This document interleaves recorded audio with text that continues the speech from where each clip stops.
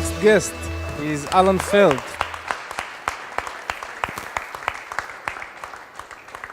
Good evening. It's a pleasure and honor to be here.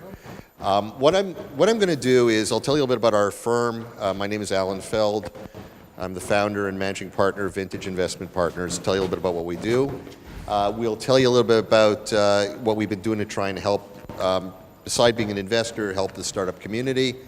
Talk a little bit about what's happening in the Israeli venture market, because I think you should understand what's happening to the people theoretically who should be investing in you. And then tell you a little bit about some research we've done over the last number of years about, after looking at close to 4,000 startups, what works and what doesn't work vis-a-vis founders. And then we're going to have a discussion a little bit later about some of those same things. So briefly about Vintage. As I say, I started the firm in about 2003. Today we manage about $1.3 billion. Now what we do basically is three things. We started off as a secondary fund, which means if you invest in a venture fund, you don't have liquidity until there's exits in the portfolio. So what happens after you've committed to the fund, you'd like to get out? We essentially create a market for that. We buy people out of their positions in venture funds. Now, in order to do that effectively, you have to know the companies. So we see about 25 companies a week. We're a team of about 27 people, and we're constantly meeting companies. After that, it was sort of natural then for us to create a fund of funds to invest in other venture funds, because some of our investors had said, look, you've been tracking the market, who do you think is good? And then we created a fund to invest in other funds. And the final thing we did is we've now got a database of about 4,000 companies in Israel and about another 2,000 companies abroad, and we ranked them. We said, what are the 60 best, what are the 100 that can get into that list? And we created late-stage funds to invest in those. So what I'm going to show you today, and some of the research I'm going to present today, is based on all the data that we've been gathering over the course of really 13 years. So again, here's some of the things that we've done. So we've got a database of about 6,000 companies. When I say it's not like taking a public database, it's companies we've actually been meeting. We track today about 500 venture funds around the world. And we've been doing work for about, and I'll explain this in a minute, for about 200 big corporations. And we've committed to from our fund of funds, over 60 funds in the course of our activities over the years. And we also, as I say, do direct investing, cherry picking what we believe to be some of the interesting companies, and then investing in those. So some of the funds which we've been fortunate to get access to some of the better funds. We're in Andreessen and Excel and Index and Battery and Lightspeed and others. And partly it's because of some of the things that we've been trying to do over the years to be helpful. So one of the things that we've tried to do to be helpful, a couple of years ago we got approached by the CIO of a large global public company who had heard about this database and said, look, I'm looking for some technology that can solve this problem. And I know if I go to every venture fund is going to sell me their companies. Well, you're tracking everybody anyway. What do you think are the best companies that can solve those problems? So we created a team which provides a free service, and it's run by my colleague Orly Glick over there in the corner, where large corporations tell us this is what their pain points are, and then we look across our database for what we think to be the companies that could best solve those problems. And just to give you a sense of the magnitude, and we don't take money from anybody, this is a way we help the ecosystem, because we're the only fund of funds in the country, and we desperately care about your success and the success of all the funds that are here. So over the last sort of year and a bit, we've booked about 430 meetings between startups and potential customers. And it allows us to understand what people's pain points are, what they're looking for, and hopefully lets us do our work better. And here's some of the large corporations we've done some of this work for. So let's talk about what's going on in the Israeli venture market. We're what we call now the seventh wave of Israeli venture capital. And I think it's important you understand what's happening to the investors who theoretically would be investing in you. You know, the program started, I've been in this industry actually for a long time. I've been doing technology related activity for about 25 years. And so I personally started this industry in 1994. And at the time, there was a government program to create venture funds called Yozma. And then those funds then subsequently raised more money, and then those funds then subsequently raised more money, et cetera, et cetera. We had this crazy situation in 1999 to 2001, where there was about $6.5 billion managed by about 85 funds in Israel. Not surprisingly, the returns from those funds, when the markets blew up in 2001, were terrible. And so gradually we got to be a much smaller industry, and today, basically there's about 35 active, local, dedicated venture funds managing about $3.5 billion. And typically, they invest or make initial commitments over a 3-4 year period, and the rest of the money then is for follow-on investment, and they go raise another fund, et cetera, et cetera. So that's the steady state that we're in today. Now, on the other hand, we're seeing, as I say, I've been doing this for a long time. In 1999, we're a much faster pace of new company creation than we were then. It's about double where we were. So if you actually look, the red line is the number of companies that are created each cycle, each venture cycle, okay? We're at the highest we've ever been, but the dedicated capital the venture funds have is about half of what it was in 1999, 2000. Now, on the other hand, all of a sudden we've seen, you probably read this in the newspaper, about $5 billion was invested last year into venture capital. Now, how does that jive with this reduced size of the industry? Well, something's happened that's interesting. As I said, we're investors in Europe and US venture funds. Well, venture fund raising in other words, fundraising by the venture funds internationally has reached the highest it's been since 2000. So all these US venture funds, and this is great news for you guys, and all these European funds have raised so much money that they don't have enough opportunities in their core markets, or the opportunities have been expensive. So all of a sudden, many of these funds are now coming to Israel looking for opportunities to invest. And these are the guys who are here. So a lot of these guys aren't people who have to invest in Israel. They're here because they think this is a really interesting opportunity. Now, to show you the magnitude of the presence of foreign investors in this market and why that's important to you, the gray at the bottom was the amount of money invested each year by Israeli venture funds. Sorry about that. The red is what's being invested by non-Israeli venture funds. Look at the growth. Almost all the growth in this industry has been by non-Israeli venture funds. Now, so from this, which was the sort of the breakdown, we've gone to this.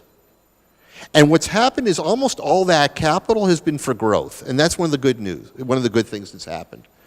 I remember we did a survey about 3 or 4 years ago of companies that were sold for about $50 million plus minus. And we asked them, why did you sell at this point? And many of the companies said there wasn't growth capital. We're now in a situation where there's a pile of growth capital out there that allow you guys to build bigger businesses. And I think that's great news for the industry. To show you that how significant that is, growth investing last year was 3.5 times what it was in 2013 in Israel. Let's talk about the exit markets. You know, it's been interesting. Q1 last year was a great time for exits M&A. Since Q2, it's been really quiet. We don't know if it's because of Brexit. We don't know if it's sort of the results of, the U.S. election. God knows what's going to happen now going forward. But it's been, a relatively quiet period over the last year. Why are we optimistic going forward? And it depends on what happens with U.S. tax law. Let me show you something that's really interesting. Apple, as you know, is sitting on about a little bit over $200 billion. Right? Microsoft over about $120 billion. One of the things that a lot of people don't realize is a lot of that money is trapped outside the United States. What they've done is they've organized their affairs so that they don't have to repatriate the money to the U.S. When you repatriate money that you've earned abroad, you pay tax in the U.S. So that's about 30+%. In other words, it's cheaper for Apple to make an acquisition, 30% cheaper for Apple to make an acquisition in Israel than it is in the U.S. So there's this huge amount of money trapped outside the U.S. Apple 98% of its money is outside the U.S. So if they want to use that money to make an acquisition, it makes a lot of sense to do it in Israel. Now, unless Trump changes that, which is very possible, by the way, we've estimated it's close to $2 trillion on the balance sheets of big public companies globally, all right, from the U.S., trapped outside the U.S.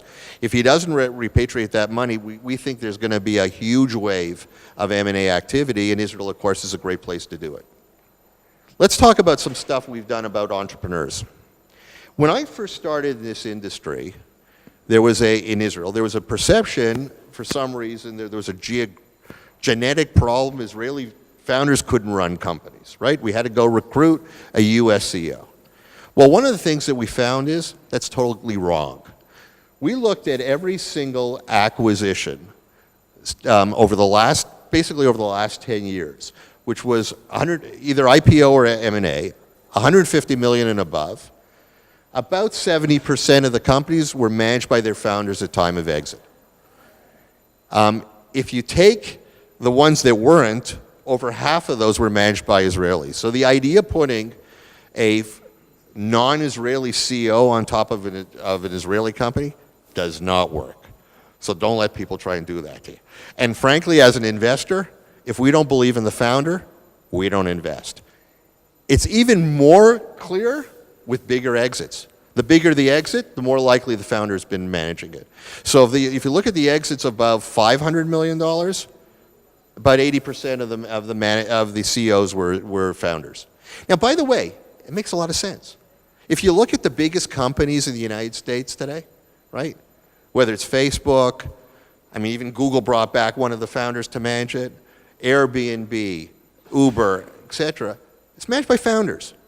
So I think one of the messages, whether it's here or there, is, as an investor, if we don't believe the founder can scale, we tell our funds that it shouldn't be investing, and we don't do late-stage investments in companies that founders don't manage to the end. Now, one of the big questions is, where do you put the head office? Okay, so the founder's managing it. Does he stay in Israel? Does he not? So we looked at every single one of these exits above $100 million over the last, basically since 2008. And you know what?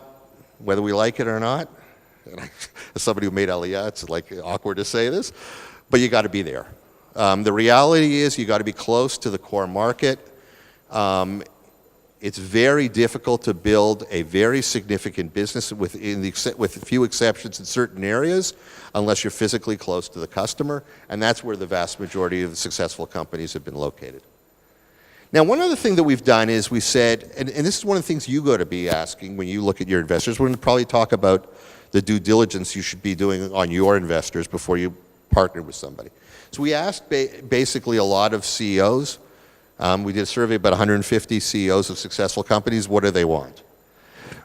And the things that they want to see from their investors, and this is the successful CEOs, they said they want, number one, we want people who can open up doors. When we're an early stage company, it's very difficult to bring those initial customers in.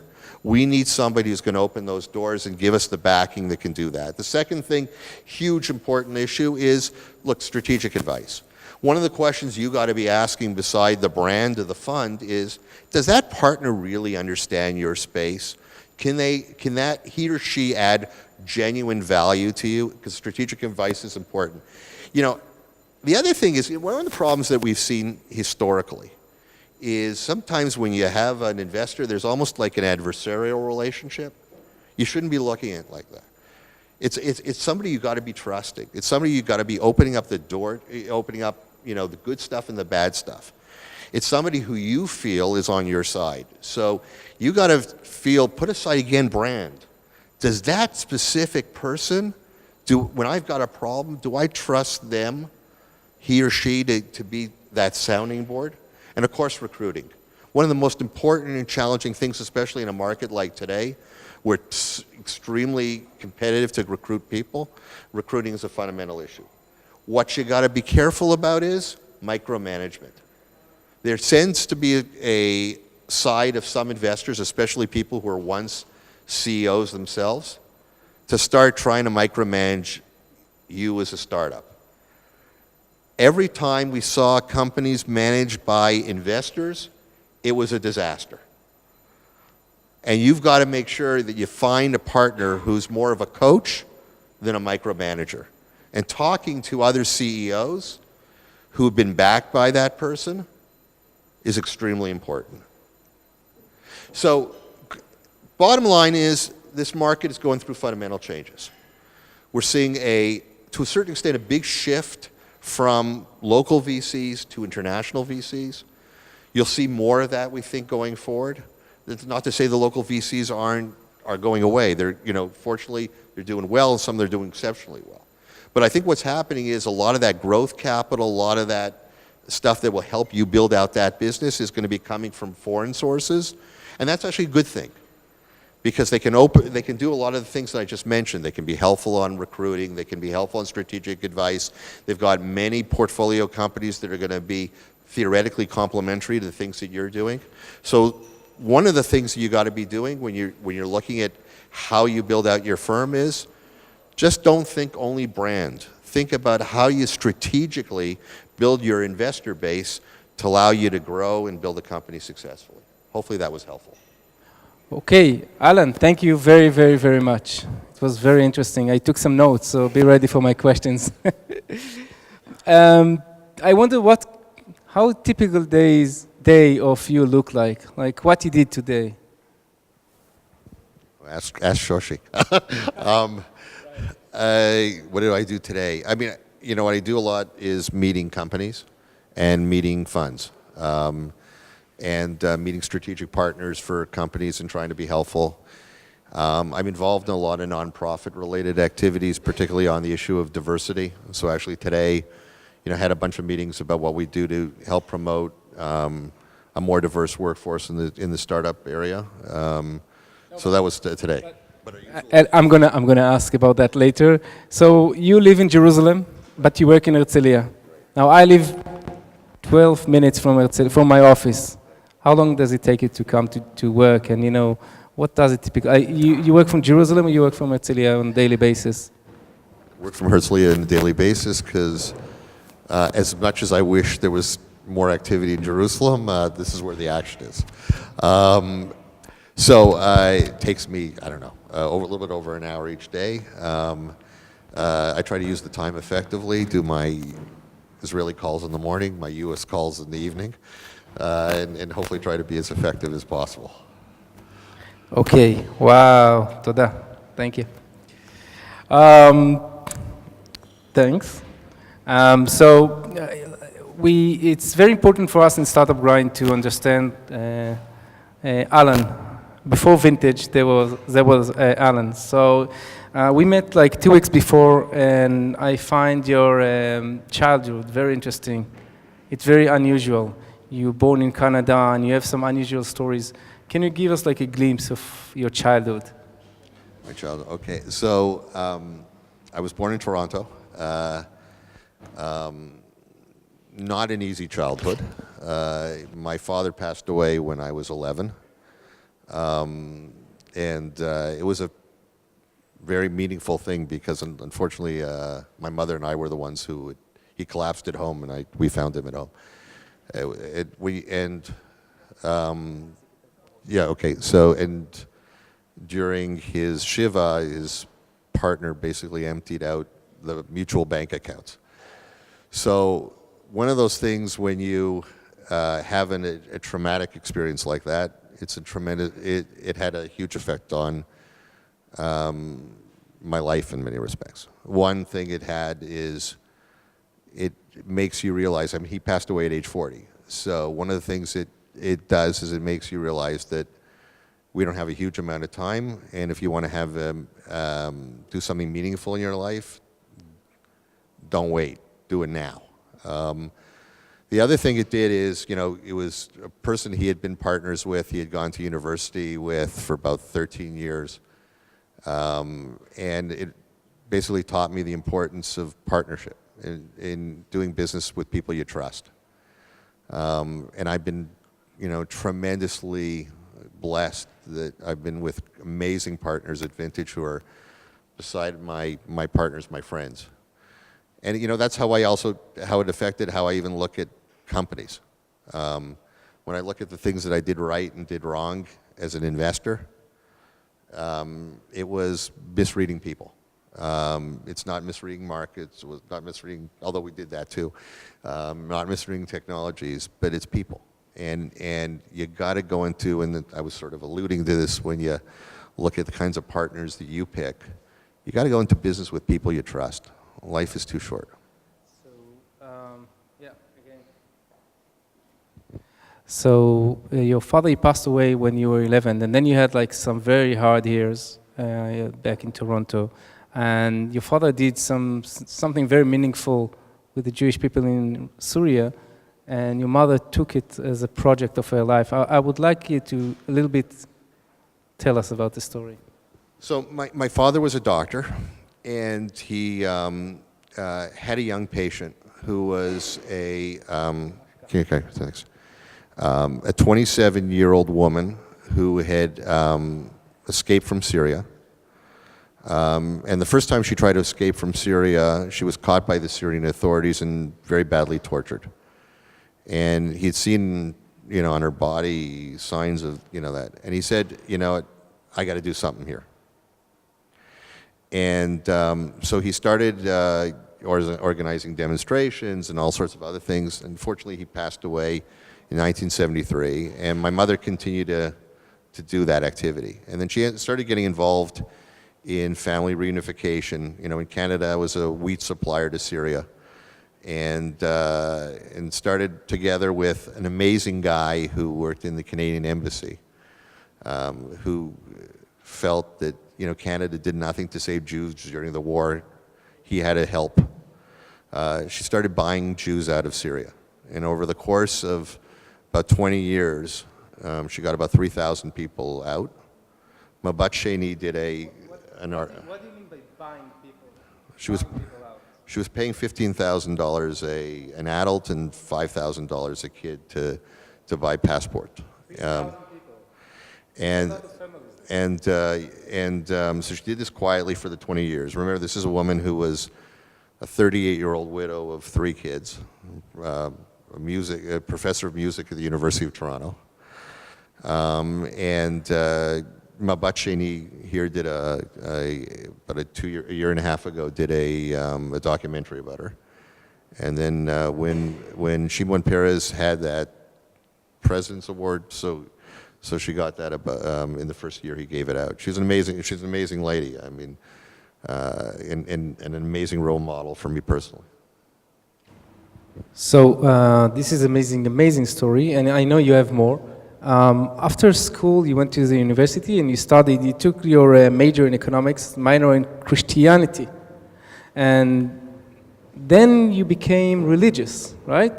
So, I mean, I was totally confused by that because you weren't religious before and you studied Christianity and you became more religious.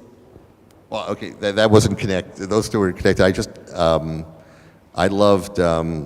love learning. I love reading. I love, and it was something I didn't know, so for me it was just an opportunity to learn and understand, another culture or another approach to things. My involvement. One of the things I've spent a good amount of time in my life doing has been volunteer work, a fair bit of nonprofit related stuff. And so when I was in university, I was vice chairman of the umbrella organization of the Canadian Jewish community. And the big issue, of course, was identity. And here I am sort of talking about identity, not knowing a whole lot about it. And one of the opportunities in North America and one of the frustrations here personally was that every approach to Jewish identity here or religion is very black and white. In North America, there's a thing called gray, and gray is actually positive. And one of the things I've been doing in the nonprofit side here is trying to bring a much more pluralistic approach to identity, because I think that's going to be extremely important to how we look at this country going forward, and making sure that we reduce the tensions and reduce the tendency that the President's been speaking about of breaking into shvatim, into tribes. much less trade today in North America. Unfortunately, well, that's for sure. I mean, the Canadians are talking about opening, building a wall to keep all the Americans from coming into Canada right now. So, no, okay. Okay, we usually ask for some things people don't know about you. They can't read in the internet, in Wikipedia, so maybe you can share with us 3 things people don't know about Alan Feld. So one of the risks of being the son of a professor of music is having no talent. So I studied violin, and I probably had the only Jewish mother in history who convinced her son not to practice. Because if you're bad at violin, it's extremely painful. The other thing is, I was pretty wild in university. I was known at the University of Toronto as the person who did the best purple Jesus. What's purple Jesus? It's grain alcohol and grape juice. And it's called purple Jesus because 2 sips of that and you think you saw Jesus. So it's, and I guess the third thing is, if I had talent, I'd be a conductor of an orchestra. What? A conductor of an orchestra. I love music, so. Okay, thank you. That's nice stories. You started your career at the age of 24, I guess, around 24. Can you share with us your first job? What was that? And then we can skip between the years until today in Vintage. So my first job was a failed startup that I started. I learned a lot from that. I tried to create a company that did seminars on investing. Hopefully I invest better than I ran that company. I guess what I learned from it was I kept trying to build a program that I thought people would like without asking people what they actually wanted to learn. So I had a great program, but nobody wanted to hear it. So I learned about the importance of understanding a market, talking to the market and doing that. And then I tried to hide it, but I practiced law for a while and then found an important job of trying to do something that was related to startups.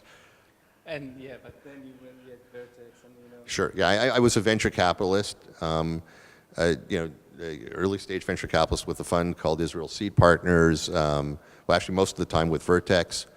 It was days, it was like 1999, I had invested in a company called Tradium, a $3 million valuation, then sold it 9 months later for 474. That's when the days when if you had a pulse you could make money. I deserved no credit for that. Unfortunately, what we did is we sold it to a company called VerticalNet, and we got stock of VerticalNet, which became, very unfortunately, vertical downward. So it turned out to be not a bad investment, but at the end of the day, it wasn't what it could have been. Okay, I'm going to take a few questions from you guys. If you want to ask a question, yeah, okay, Shlomi. Thank you, Alan. Again, great data. How would you integrate this data to angel investing in Israel and in the US? And how would you see it as pros and cons? Because there's a lot of data about angel investing, which is rising up. So as I said before, this is a people business. In all the years that I've been doing this, and I've seen a lot of seed companies, I've met very few companies that the presentation they give to me at the seed stage is what they end up actually doing. What does that mean? That means you need people who can understand what the market's going, listening, not just hearing, listening, adjusting, and not being so locked up, not having the blinders on. And so one of the things that we look at, number one is people. Number two is market. You can have the greatest technology in the world, but if you're going after a small market, you're never going to be successful, a big successful company. Somebody's going to buy the technology and reposition it to something else. And then third is technology. And so I know that sounds, you want a moat from technology, but you know how many companies in the years that I've been doing this, I saw with a fantastic technology rather, weak markets, weak team, and you know what becomes usually a acqui-hire. So what we want to see are great people who can adjust, who can strategize effectively, who think big. Not how do I sell this company for X, but how do I build a big, successful business? From the years that I've been involved in this, one of the things I learned is companies are bought, they're not sold. Just want to understand, do you have the same database like you showed before also for angel investors and private investors? In what sense? What do you mean by that? In the sense of like, who's the best angel investor for what kind of technology?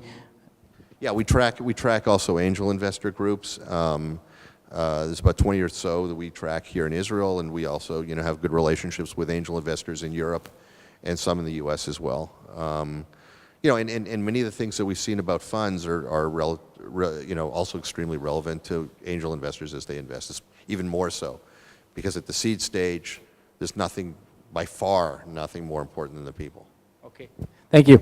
I'm going to take more questions later, so just make sure you have one if you want to ask a question. Now we have a very short fun part, which you're not familiar with. It's a short yes/no questions. So you only answer by yes, no, or something else, but short. So, team or single entrepreneur? Team. Team. Business plan, yes or no? Doesn't make a difference. It can change anyway. Look, some basic business plan, but at the end of the day, what's going to end up happening is going to be changing anyway. Bigger issue is willingness to listen than the immediate business plan. More important, what's the market? Crowdfunding, yes or no? Depends for who. I think there's I would say, interesting question. It depends for who. And the reason I say, I'm going to expand. As an investor, or rather as a startup person, actually let me take a step back. One of the things you find as a seed investor or early stage investor, and we've been in a good run-up, right? I've been through now 4 crashes. I've been doing this since 1980. I started my career in 1986. You want somebody around the table who can stick their hand in the pocket when the company's doing well, but the markets are lousy. And one of the challenges with crowdfunding is they raise capital for that specific investment, but there isn't follow-on capital. One of the things that you as an investor need is to make sure you got people around the table who, when the company's doing well, but the times aren't great, can continue to fund the company. Money for sure. Not necessarily. I think one of the things that you got to do is you got to make sure. I mean, crowdfunding is fine, but as long as there's some other people around the table who are together in that round, who can continue to finance the company going forward, it's crucial. I've said to the crowdfunders here, I think they've got to find some mechanism to help to continue to support their companies after that initial investment. Okay, thank you. Co-working spaces, yes? Absolutely. I mean, is there a question? Or what? Oh, we work. We work. Exit fast or grow? Growth. Growth. Growth. There's a tendency here to sell companies way too early. You got to understand, nobody's going to pay serious money for something that they don't think is going to turn the dial on their business.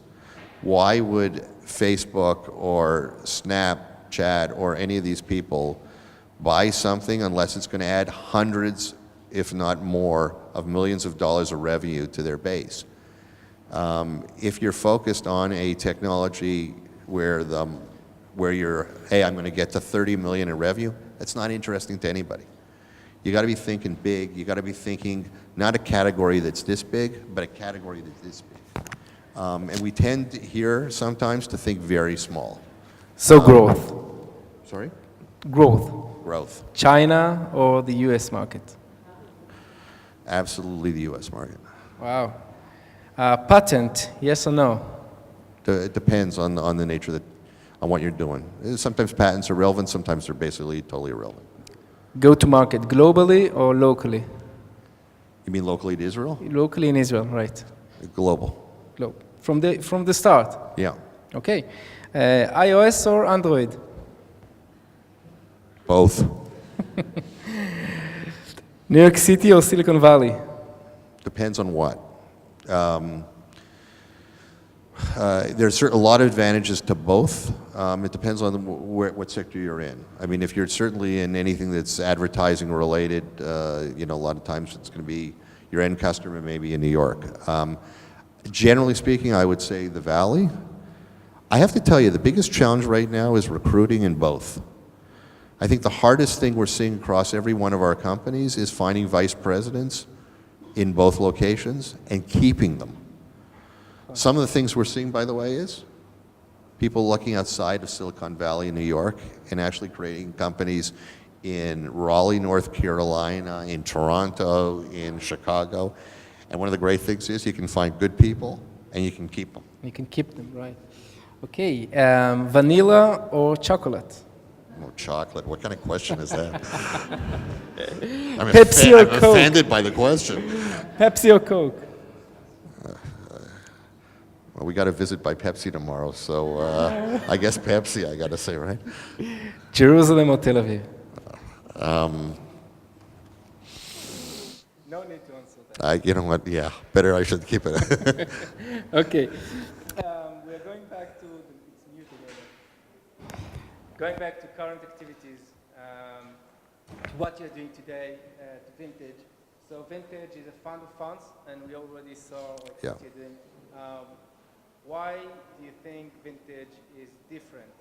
I mean, like, what's the secret sauce of Vintage? Look, there's no shortcuts for hard work. So what we try to do is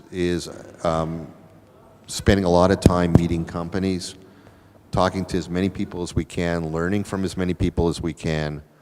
We try to listen to what the market's saying a lot more than we try and tell the market what's going on. And as I say, there's a lot of value to listening and learning where things are going. I think the fact that we've been working with, or at least done a spectacular job, working with 200 companies, most of them CIOs, CTOs of groups like American Express and ING and tomorrow Pepsi and Swift and TD Bank and others. Listening to what their pain points are has helped us to be better, and I think that's given us a unique perspective on where markets are going. How well do you know the local companies and the actual companies in the portfolios that you are funding? So we see about 25 companies a week. We're a big team. We're 27 people. So we try to get to know them really well. We have different perspectives. We hear what the funds say about them. We're seeing the companies themselves. We're talking to potential customers by making these introductions. Our idea is to try and get as much like a 360-degree view of the companies. Because frankly, what's a fund? It's what you guys are doing for that fund. And without knowing how interesting the portfolio is, you don't know if the fund's going to be good or not. And the funds come to market every 3 years, 4 years. It takes about 10 years to really build a significant company. So how do you make a decision about an investment after 3 years? The only way is to go meet the companies and see how interesting they are. And so there's no shortcut for doing deep work. And what you're looking for in these companies? It's mostly people, that you said before, or also technology? People, market, and technology, but in that order. But you invest in a portfolio, right? Well, we also do late-stage investing also. I mean, So you can invest directly in companies? Yeah, of course. Yeah, we do late-stage investing. I mean, we were in Ravello, Border-Free, Velocity, we're in Forescout, Payoneer. Some of these names may be familiar with you. We've been fortunate. We've had an interesting portfolio, and it's done fairly well. Last year, our average company grew about 57%. Wow. I mean, you said Pioneer, you had Forescout. Yeah. Those are great companies growing really nice. Yeah, fortunately, yeah. What kind of companies and technology you're looking at? The way we look at this is we don't look at a technology. Technology is an enabler. It's not the end game. What we're looking for are people who want to disrupt a gigantic market. You know, there are a lot of people out there with technology that's interesting, but if it's not solving a genuine problem, it's not really interesting for us. I think, you know, and look, as I said, I've been doing this a long time. I'm probably as excited as I am about a period in my investing career, like more excited now than I've been almost in any time before. I think there isn't a single industry right now that's not going through fundamental shift. Whether it's the financial services industry, whether, I mean, even the pharmaceutical industry, right? Let me give you an example. You know, we're an investor in some funds in the US, they're like fabulous funds, who basically say, look, you know, with the genome, there's no reason you can't do personalized medicine, right? Well, you know what medicine's gonna be is not gonna be people doing chemistry. It's gonna be people doing big data, right? And so a lot of drug discovery is gonna be around data on the genome, and then doing personalized targeted medicine that fits, you know, different people. That's going to fundamentally change how medical services are offered. I mean, it doesn't make a difference one industry. You see it certainly in financial services. We've done, you know, Payoneer's a great example of a company that, you know, is now in the hundreds of millions of dollars in sales that, you know, has grown enormously because banks are charging a huge amount of money to transfer capital, right? Yuval Tali was one of our guests here. He is fabulous. You said before in your presentation that there's a lot of money trapped outside of the US, and you mentioned like Cisco and you said Apple. What do you think, what kind of technology is Apple looking for? Like what would they look in Israel? If you know, tell me, because they don't tell anybody anything. Apple's probably by far the most secretive. And anything we hear from any of these companies anyway, we obviously have to keep under NDA. So, even Matrix. You have a very unique connection with Solzinger. He is the author of the book Startup Nation.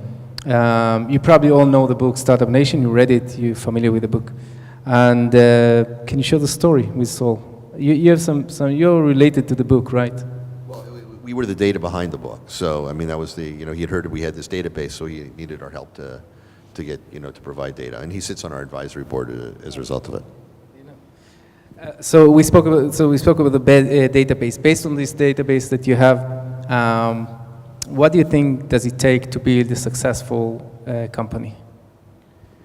You know, a lot of the things that we talked about before, right? About you know, build a great team, a team that listens, a team that tries to understand the market, but a team that can also pivot.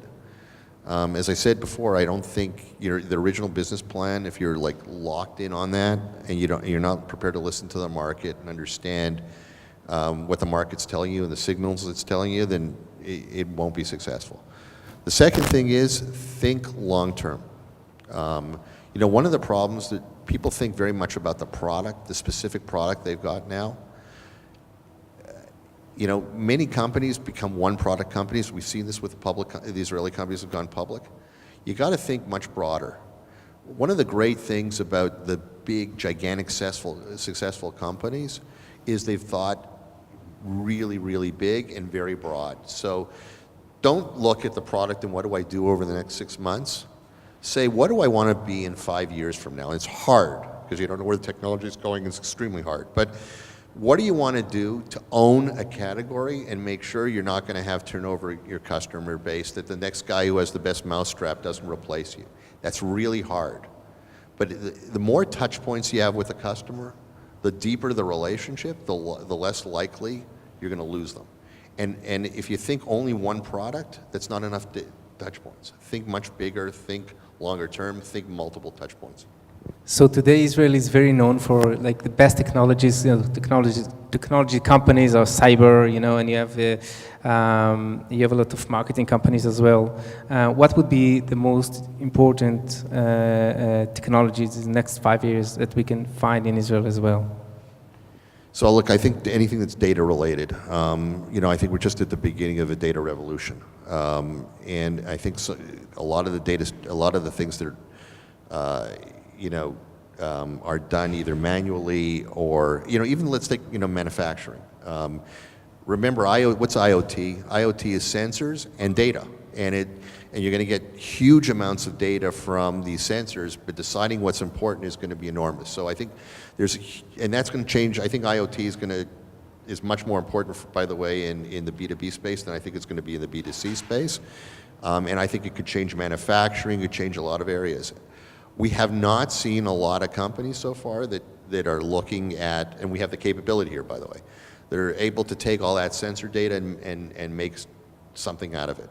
You know, another area that I think is going to be gigantic is going to be digital health, and particularly home health. You know, if you look at, you know, I don't talk about specific companies, but I think one of the problems is people age, and governments are not spending money on hospitals. You know, think about China as an example, right? They had the one kid policy. Imagine what ends up happening, how in China is going, you know, as people get older and live longer, how that one child is going to broadly support an entire economy, right?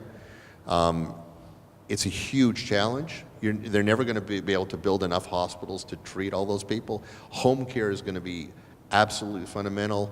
Our ability here in taking hardware, software, in the broadest terms, merging all that together for solutions could be gigantic. And I think there's some super interesting companies in the space, and I think we're just at the beginning of their revolution.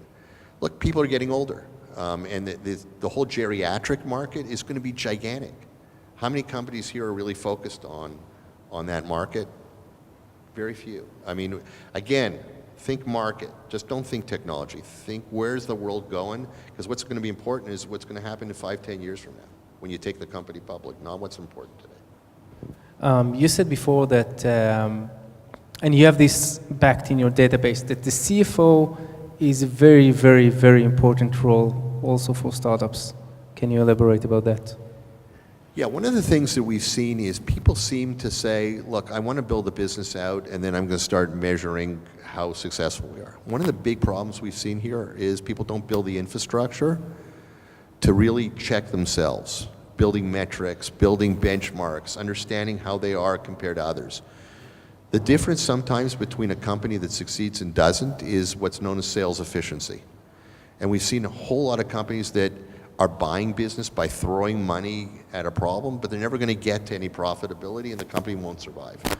So having somebody who's really financial and understands that, understands how to benchmark you, understands how to, build it. It doesn't have to be a CFO. It can be anybody, but you need somebody strong, capable, early in helping you to build that business model and build it in a way that is going to be profitable and successful over time. KPIs are incredibly important. Okay. You manage more than $1.3 billion, and more than half of that is outside of Israel. I would say about half. Less enough. Why? Look, for us to scale, it's the same thing for you guys. For us to scale our business, we had to become much more global. Israel, as you saw, right? The industry, a lot of the investments coming from abroad. The funny thing is, in order to get access to some of the best companies in this country, we got to invest there to come here. And so it was really important for us to broaden our business abroad. Beyond that, there's great opportunities here, but we're not, this isn't the only place. And it was important for us and we also learned a ton from it. We've been able to get into some great funds. We've been able to, fortunately, get into some, really interesting companies outside Klarna and others, and directly, and that's, fortunately, those companies are doing great. Now, I read an article you wrote about the Nordics and Sweden. Sweden is a small country about the size of Israel, with great companies. Like I think there were like 11 or 12 companies worth more than $1 billion. And you wrote about that. It was very interesting. So Shachar and we called our startup grind director in Stockholm, Jonas, and we asked him to join us. He couldn't join us for the live streaming, but he asked us to ask you a question. So this is for you, Jonas. What opportunities you see for Israeli founders with the Swedish ecosystem and vice versa? It's interesting. I mean, one of the things in Sweden, there's a lot of similarities between Sweden and Israel in the sense of, good universities, strong core technology. One of the things that the Swedes have done that I wish we did more of is we did this research at the end of 2015, so we got updated. But the Nordics were 1.5% of the global venture industry, and they were 9% of the unicorns. One of the things that we could learn from the Swedes is they have a lot fewer companies, but they build them to be a lot bigger. And I think we got to get into that mindset. You remember the names of the companies? It was Zendesk and... Well, Zendesk, even King were Swedes. Swedes were also in Skype. The founders were originally Swedish. There's a whole, obviously Spotify, and it's not, there's several other companies in the financial services space that are, gigantic companies, and will be IPOs soon. Okay, now it's your turn. Do you want to ask, anyone want to ask a question? Yeah, just keep it short and clear. I'll try to keep it short. Hi, my name is Boaz. First of all, on behalf of people like me who are a little older than this generation, and have been around for 20 or 30 years and have seen everything but have not heard of vintage. I've heard about it last month from Oli, and I was amazed by what you've done in Israel and worldwide. So, and keeping it all under the radar, I think this is amazing. So my question is, I'm coming from AT&T, and I did innovation. AT&T, it's a big American operator. And I did innovation for open innovation with startups, but global. So I've seen startups from Europe and the Valley and Tel Aviv. And I must say that from this vantage point, I was kind of shocked that Israel might not be the startup nation that I thought it was. Israel might not just be the startup nation that I thought of. And I saw startups in the Valley who are like the parallels of the Israeli startups, but 10 times with bigger visions, bigger capital, more PhDs. And I'm looking around at the world and I'm seeing Europe flourishing. I'm seeing London and Berlin and Luxembourg and Switzerland. And yes. So from your perspective, is Israel going to stay the startup nation, and does it have to do some transformations to stay the startup nation? So it's going to be dependent on a few things. One is we got to get our education system, a lot better than it is right now. I think also, as I said before, I think we have a tendency here to think too small, as you said. I think one of that's changing. We're seeing a lot of second-time entrepreneurs who were successful first time around now coming back to market and want to build bigger companies, and I think that's a good thing. But you know what? If you look at the biggest companies in the United States, right, whether it was Facebook, Microsoft originally, Oracle, they were started by first-time entrepreneurs. And we got to change. I think if we want to build a long-term successful industry here, we have to flip the disc and start thinking much bigger, and not be the technology provider to people, but be the ones who are disrupting. In other words, instead of us integrating into other people's solutions, think about what they do to integrate into ours. And if we start thinking in platform terms, because that's what we're seeing abroad, it's not people aren't capable here. The people here are super capable. We just got to change the mindset. We think, as I say, we think too small. We get excited if we get to $20 million in revenue. That's not interesting anywhere. You got to be thinking of what do we do, not in billion-dollar valuation. What do we do to get the business to $500 million, $600 million, $1 billion in revenue? That's what has to be the mindset. And we can do that, and I think we have the capability here. We've been fortunate to have some great CEOs and entrepreneurs. I mean, Yuval's a spectacular example of a guy who's building, I think it's going to be a gigantic business. That's what I want to see here. And I think we have the capability to do it. No reason we have to think small. Shai. There's a belief by many of the speakers at Startup Grind that the next big Israeli startups must have a technological edge and not just a good go-to-market strategy. Do you subscribe to that belief? Yeah, I mean, look, you need all three. You need great management, you need a gigantic market, and you need, a technology. It's going to be tough to build something from here with a moat around it. In other words, build a long-term sustainable business without some technological advantage. But the point I'm trying to make, though, is we've seen too many times where people have got a technology looking for a market, and we got to sort of flip it. Because otherwise that becomes a technology sale. So I think what you got to be thinking about is I need all three of those, not just one. And when we, as an investor, are looking, we want to see all three of those big time. Last one? Not yet. Okay. Just before ending this interview, I want to ask you a short question about your social involvement. Now you as a person, you're very involved in a lot of, activities. Maybe there's something you want to share with us. One of the things, I'm involved in a lot of nonprofit activity, but one of the ones that I think is extremely important, especially these days, you look especially what's going on sometimes here for sure, and you look at what's happening in the United States, and I'm really nervous about this. And I'm worried where we're going as a country. And I think one of the things that we here in this industry can do is we can have a very positive effect on this country.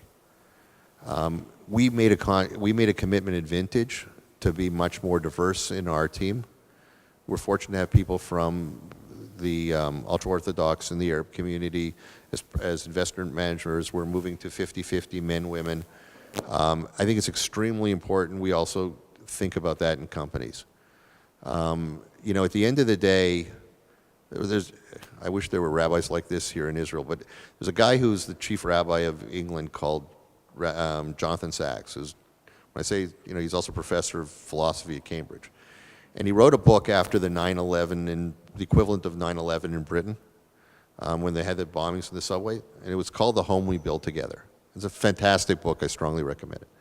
And what he tried to say is in order for the UK to come together after that, you have to build a common ethos. The common ethos is how do you give a sense of people that they're building something together? In a country like Israel, where we live separately, we go to school separately, not everybody goes to the army, there's only one place in this country where everybody meets, and that's the workforce. So one place where you've got a common goal. It's not like in university where you're worried about your own marks. Here you're looking at building something together. And I think if each one of us starts saying, what do we do to diversify our workforce? First of all, I think we're going to be a better company. I think we're a much better company because we have different perspectives and people with different cultures and different backgrounds and different approaches. That diversity makes us better, and I think it's going to make companies here better. One of the great strengths of the Silicon Valley is it's not all homogenous kind of companies. It's people from all around the world, adding real genuine value. And I think we got to be thinking about that here. More importantly, beside making our companies better, it's what's going to get us all together. Because it's going to create that trust, create that other stuff. So I'm one of those crazy, naive people who believe if you put really good people together under the same room, under the same roof, good things happen. Well, I've been fortunate to see that in our firm, and I wish startups would be thinking in those terms as well. Okay, very interesting. So if I want to summarize some of the stuff you said, because it was a very interesting interview and then your presentation, I spoke about technologies, around data-related technologies. You spoke about digital health and home care and IoT, mainly B2B. which is something we all have to look for. It's the next technologies or the biggest ones. I liked what you said about instead of us integrate to others, let's make them integrate to us and think big. So this is also one of the takes I took from here. You need all three things in order to succeed. It's the team first, but then also technology in the market, of course. And maybe the last thing, which is maybe the most important one, is the common ethos. And diversity in work is something that can really... One additional message. One final message. When you raise money for your company, it's a Catholic marriage. You're stuck with that person. And you should be doing due diligence on your investors as much as they're doing on you. You should be speaking to their CEOs, and it's not just the brand. It's the person, the man or woman sitting on your board.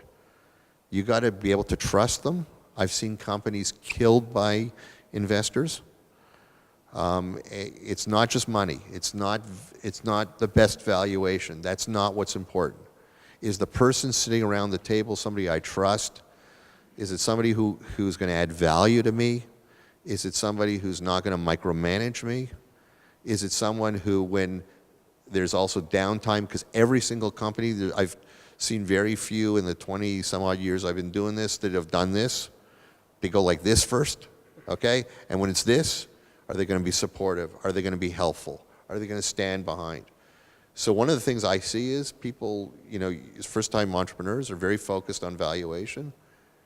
You should be focused on the person, on the firm. What are they going to add value? And do your own work. The same work they're doing on you, you should be doing on them. So it's people both ways. Absolutely. Last question always in Startup Grind is the Peter Pan question. And my Peter Pan question for you is, Alan, what do you want to do when you grow up? I want to spend, I probably spend most of my time doing philanthropy and nonprofit stuff. I want to, I love this country very much, and I don't think we're nearly getting to where we should be getting. I'm worried about some of the stuff that I'm seeing, and I want to spend a lot of time just frankly focused on what I can do to make things, in my small way, better. Thank you very much, Alan Feld.